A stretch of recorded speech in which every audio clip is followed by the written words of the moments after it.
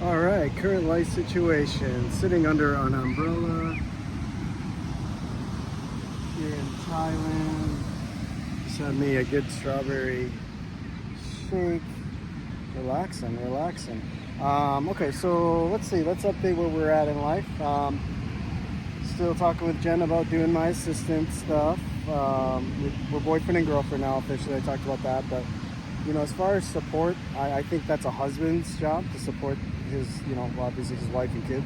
She has a daughter, so that's her ex's responsibility to, take care of the daughter, which hopefully he's stepping up to the plate and doing that.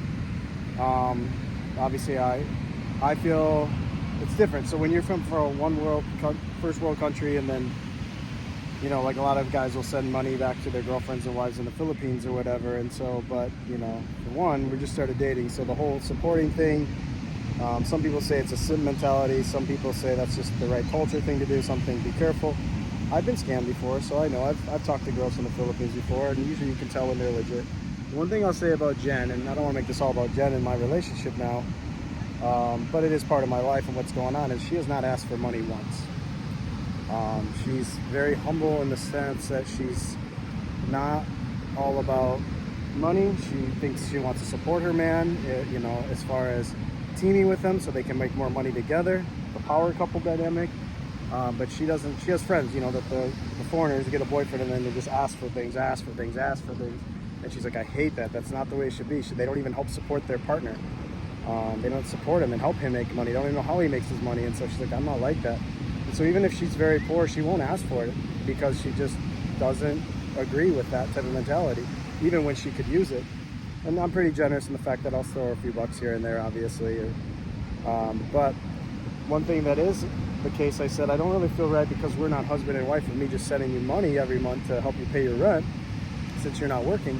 But once you come work for me, be my assistant, therefore I don't feel bad about her struggling. She doesn't have to work. She can stay home with the baby, and then she can help build my content. She can help build, refine my program, right? So those are all things that are very important as far as, to me, it's a win-win. And so I'm all for finding win-wins in life where I don't feel it's my responsibility to send money to her to support her. However, I do feel it's my responsibility, if she's going to work for me, I'll send her money as my assistant. So, but then it's also kind of that feeling of, well, I do want to send her money because she's my girlfriend and I care for her.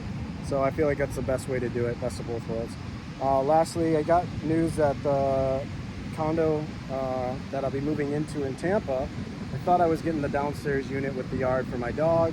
We're going to get the upstairs unit, apparently, which was a little bit of news, a little disappointing, but just rolling with it. We'll make the most of it. If Rocket doesn't get a yard to play in, it's okay, we'll make it work. So anyways, excited for that and the next leg of this journey, but wanted to kind of give you a current life update on a man that's headed to 44, going into 45, midlife.